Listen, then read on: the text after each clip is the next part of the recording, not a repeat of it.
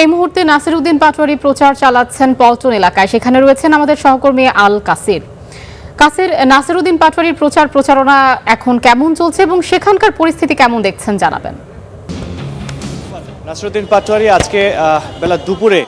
আজকে দুপুরে হাবিবুল্লাহ বাহার ইউনিভার্সিটি কলেজে গিয়েছিলেন তার নির্বাচনী প্রচার চালাতে, এবং সেখানে একটা পিঠা উৎসব হচ্ছিল। সেই পিঠা উৎসবের আমন্ত্রণে গিয়েছিলেন, কিন্তু সেখানে প্রবেশের পথে তাকে বাধা দেওয়া হয়, বাধার মুখে পড়েন এবং তিনি এবং তার দল 11 দলীয় জোট যারা আছে, নির্বাচনী জোট যারা আছেন, তারা কিন্তু অভিযোগ করে বলছেন যে ছাত্রদলের পক্ষ থেকে তাদেরকে বাধা দেওয়া হয়েছে এবং নাসিরউদ্দিন পাটোয়ারি এবং তার নেতাকর্মীকে লক্ষ্য করে ইট পাটকেল এবং ডিম ছুঁড়ে মারা হয়েছে। তো এই ঘটনায় কিছুক্ষণ আগে নাসিরউদ্দিন পাটোয়ারি এবং এনসিপির আহ্বায়ক নাহিদ ইসলাম সহ এবং ঢাকা 8 আসনের নির্বাচনী পরিচালক শাহীন আহমেদ খান সহ কিন্তু একটা সংবাদ সম্মেলন হয়েছে।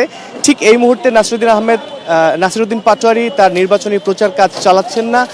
কিছুক্ষণ আগে সংবাদ সম্মেলনটি শেষ হয়েছে এবং এই সংবাদ সম্মেলনের মাধ্যমে কিন্তু কিছু বার্তা দেওয়া হয়েছে। যেমন নাসিরউদ্দিন পাটোয়ারি বলেছেন যে এই যে আজকে যে হামলার ঘটনা ঘটেছে, এটার বিচার তিনি জনগণের উপর ছেড়ে দিতে চাচ্ছেন এবং আগামী 12 ফেব্রুয়ারি জনগণ এই বিচার করবে ব্যালটের মাধ্যমে, ভোটের মাধ্যমে। এবং এনসিপির আহ্বায়ক নাহিদ ইসলাম কিন্তু বলেছেন যে আঘাত আসলে পাল্টা আঘাত করা হবে, তারাও কিন্তু বসে থাকবেন এবং নির্বাচন কমিশন যদি নীরব ভূমিকা পালন করে তাহলে নাহিদ ইসলাম এবং তার দল যা করার তাই করবে। সুতরাং আজকের এই ঘটনায় তারা যেমনটা নিন্দা জানিয়েছেন তেমনটা কড়া বার্তাও দিয়েছেন, কড়া হুঁশিয়ারিও দিয়েছেন এবং নাহিদ ইসলাম থেকে শুরু করে আজকের এই ঢাকা 8-এর যেই জোট আছে, 11 দলীয় জোটের নেতাকর্মীরা কিন্তু এই ঘটনায় তীব্র নিন্দা এবং ক্ষোভ প্রকাশ করে আছেন।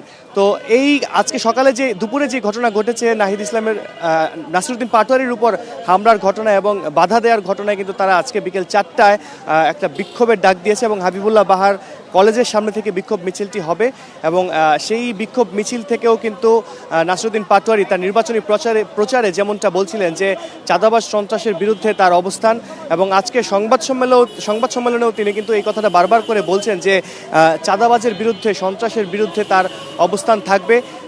বিকেল 4টায় যে বিক্ষোভ মিছিল হবে, সেই বিক্ষোভ থেকেও কিন্তু এরকম একটি বার্তা দেওয়া হবে এবং কড়া বার্তা দেওয়া হবে বলে আমরা জেনেছি। নাসিরউদ্দিন পাটোয়ারি কিন্তু বলেছেন যে তিনি জয়ী হতে যতদিন বাঁচবেন তিনি ততদিন ঢাকা 8 আসনে চাঁদাবাজ, সন্ত্রাস এবং সন্ত্রাসের বিরুদ্ধে রুখবেন। তিনি জয়ী হতে পারলেও রুখবেন, তিনি পরাজিত হলেও কিন্তু চাঁদাবাজ, সন্ত্রাসের বিরুদ্ধে অবস্থান নেবেন। সুতরাং আজকে দুপুরে যে ঘটনাটা ঘটে গেছে,